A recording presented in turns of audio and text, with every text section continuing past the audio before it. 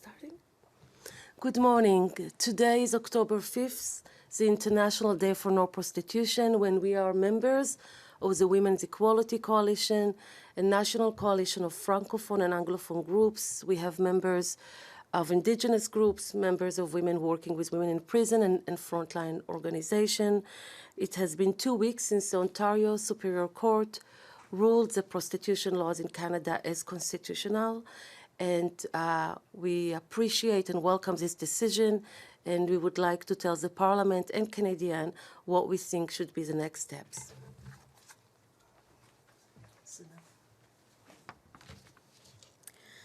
My name is Sonam Khangura, and I'm a frontline worker at Vancouver Rape Relief and Women's Shelter. We operate a 24-hour crisis line and a shelter for women who are escaping violence. We are the longest-standing rape crisis center in Canada. Our services are available to any woman who has experienced any form of male violence, including wife battering, incest, rape, sexual assault, sexual harassment, and prostitution. We provide support to women who are currently being prostituted, women who are trafficked into prostitution, women who are trying to exit prostitution, and women who are no longer being prostituted but still struggle with its long-lasting emotional and physical impacts. We also provide support to women who have been sexually assaulted by sex buyers and sex traffickers. We understand prostitution as sexual exploitation and male violence against women. Prostitution exploits and compounds systemic inequality on the basis of sex, race, poverty, age, and disability. Our analysis is derived from and reinforced by the prostituted women who call us and the current and past members of our collective who have exited prostitution.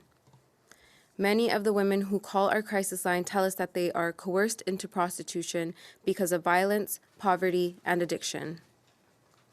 Almost half of the women who call us reveal being coerced into prostitution as girls before the age of 18. However, regardless of the age of entry, we see that women carry with them the trauma of what they experienced long after exiting. Half of the women who call us reveal being controlled or coerced by a pimp or trafficker. We have also observed that traffickers and pimps sustain their power over women with physical violence or by facilitating and maintaining a woman's addiction. 2/3 of women in prostitution who call us tell us up front that they are dependent on substances. Women tell us that they're first dependent on drugs, most often as a coping response to past sexual violence, and turn to prostitution as a way to pay for the drugs. Other women tell us that they started using drugs or alcohol as a way to cope with the experience of being sex trafficked. Some women disclosed that they can't engage in prostitution without using any substances. Women have also told us that they're regularly offered drugs and alcohol by sex buyers. Even though Indigenous women are only 3% of the female population in the Lower Mainland, they make up to 27% of the women in prostitution who call us. In British Columbia, as in most provinces, it is impossible to evaluate the impact of PSEPA, and it has not been implemented. In most provinces, since the law has passed, men have not been arrested, let alone charged with the criminal offense of obtaining sexual services. The same is true for men who receive a financial benefit from women and in prostitution, and we ask provinces for an immediate application of the law.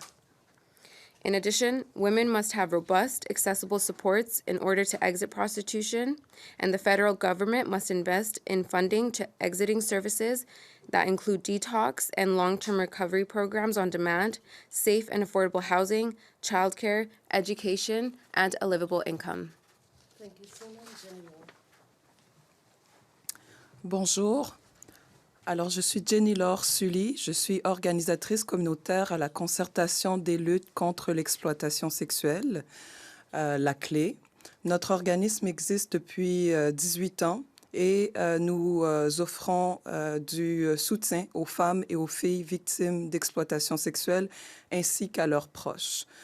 Nous sommes aussi très impliqués au niveau de la défense des droits et c'est pour cela que nous sommes très heureuses de la décision de la Cour supérieure de l'Ontario qui reconnaît la constitutionnalité de la loi sur la protection des victimes d'exploitation sexuelle et des collectivités. Nous croyons que maintenant nous sommes rendus à une étape où il faut appliquer cette loi de façon cohérente dans toutes les provinces du Québec. Nous croyons qu'il est important qu'en tant que société, on s'engage à donner le choix à celles qui veulent quitter l'industrie du sexe de le faire. Il est souvent question du choix des femmes d'y entrer, mais pas suffisamment question du choix des femmes de pouvoir quitter l'industrie du sexe. Et maintenant, nous sommes vraiment rendus à s'assurer que le choix soit réel et qu'il soit représentatif d'une majorité de femmes qui sont dans cette industrie extrêmement violente et dominée par le crime organisé. Ce que nous disons, c'est que il faut un modèle d'égalité. On parle du modèle égalité qui existe en France, qui existe ailleurs dans le monde, dans les pays scandinaves, et de plus en plus, ce modèle fait du chemin. Ce modèle égalité s'assure que d'une part, on va mettre fin à l'impunité des exploiteurs et des acheteurs de sexe, mais d'autre part, on continue à assurer l'immunité pour les personnes qui sont victimes de l'exploitation sexuelle. Et soyons clairs, quand nous parlons de prostitution, nous parlons vraiment d'un système qui est profondément sexiste, qui est profondément raciste, qui est profondément inégalitaire, et nous devons, en tant que société, s'engager à sortir de ce système. Donc, quand on parle de ce qu'il faut faire pour en sortir, des programmes que nous devons mettre en place, nous parlons de soutien direct financiers aux femmes qui ont à reconstruire leur vie, à reprendre le pouvoir sur leur vie. Et on parle aussi de vraiment s'assurer qu'elles aient accès aux soins de santé, qu'elles soient accompagnées, qu'elles aient de l'hébergement. So I will just say a few words in English regarding the importance of, now that the law has been considered constitutional, confirmed constitutional by the Ontario Superior Court, that what we need to do is truly put in place measures to facilitate exiting the violent sex trade. We need to make sure that the choice to exit really exists and not have a conversation only about the choice to enter. So I think that the equality model is really what we want as a society. This is really what we want as Canadians, and I think that each province has work to do. I invite the MPs to make sure that that work is really done if they care about the rights of women and girls all across Canada. Thank you. Hello, my name is Jennifer Dunn, and I am the Executive Director at the London Abused Women's Centre in London, Ontario. The London Abused Women's Centre is a feminist organization that supports and advocates for personal, social, and systemic change directed at ending male violence against women and girls. The London Abused Women's Centre provides women and girls over the age of 12 who have been abused, assaulted, exploited, trafficked, and who have been subjected to non-state torture with immediate access to long-term, trauma-informed counseling, advocacy, and support. Last year, the London Abused Women's Centre had over 11,700 service interactions, which includes over 4,000 individual and group interactions and over 7,000 phone calls for service. This number includes hundreds of women and girls who have been trafficked, exploited, or who are at risk of being trafficked or exploited. The London Abused Women's Centre first received funding to provide long-term counseling and support to women who were involved in the sex trade in the 2015-2016 fiscal year. Thanks to the federal government, this funding was for just under 5 years, and during that time we were able to provide individual counseling to women to discuss the impacts of sexual exploitation and trauma, safety planning, exit strategies, advocacy, system navigation, drop-in support, and family reintegration. Over the course of the program, over 540 women and girls were provided with support, and over 1,300 at-risk women and girls were reached through community outreach. Through these programs, we heard, quote, "If it weren't for the London Abused Women's Centre and this program, I would have been dead, or worse, trapped in a never-ending cycle of being sold and tortured for the gratification of others," end quote. Quote, "Since engaging in these services, I have exited the sex trade, disengaged from dangerous people, and started working toward my goals," end quote. And, quote, "I am finding courage to heal. I am finding validation that my trauma is real. This is a safe place to process it," end quote. In December 2014, the Protection of Community and Exploited Persons Act changed the laws related to the sex trade, shifting the focus of criminalization from those who sell their own sexual services onto those who purchase sexual services and those who benefit financially from others. Under this act, changes were made to the criminal code specifically aimed at ending the demand for paid sexual services. Since the act came into effect, fewer women were accused or charged, and as a matter of fact, the number of women accused under Section 213 of the Criminal Code fell from 888 in 2010 to just 5 women in 2019. In a national survey conducted in July 2020, Canadians were found to be 5 times more likely to support than oppose Canada's current legislation. We know from the work that we do that women do not have sufficient access to support and assistance when they are in the sex trade, and even more so when they try to exit. The London Abused Women's Centre, as part of the Women's Equality Coalition, is encouraging the Government of Canada to offer real alternatives to those involved in the sex trade. The Government of Canada must work in collaboration with each individual province to develop a national plan to recognize the impact and intersectionality of male violence against women and girls within the sex trade and trafficking. This plan should implement funding to organizations that provide long-term trauma-informed support programs and programs for exiting. Women and girls deserve safety. Thank you. So the last comment before we open to questions is at noon today, we will mark October 5th, the International Day of No Prostitution, in 2-hour session at room 310 at the Wellington Building. We will hear survivors, local and international survivors of prostitution, local and international advocates, and representatives from other countries who have been a role model of how implementing legislation that is based in equality of women successfully.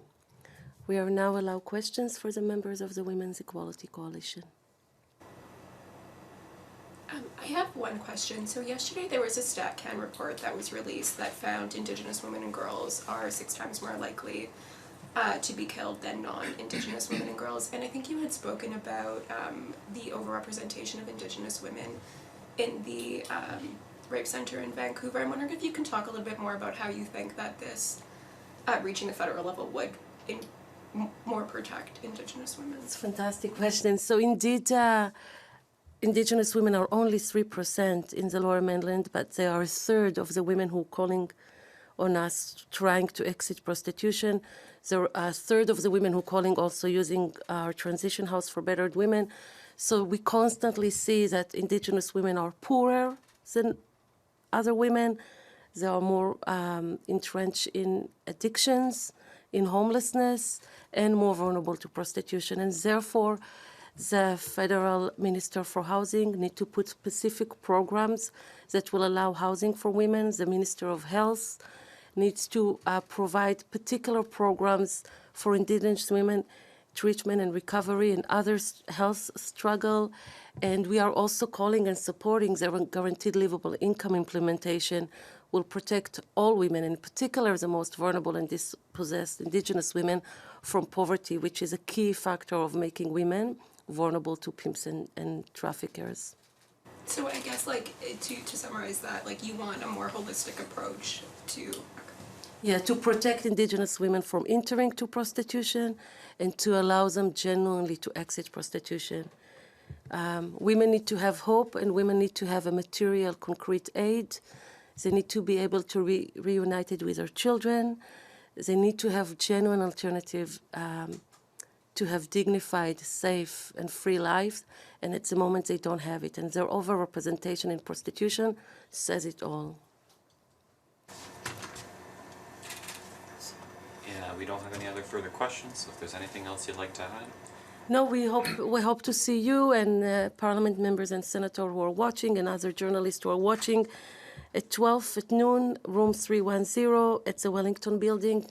There are really impressive representation from different countries, women who've been advocating for a better support to women in prostitution, and can show how in countries where men have been held accountable for buying women in prostitution, there is an advancement of women equality in general and women's safety in prostitution in particular. Thank you so much.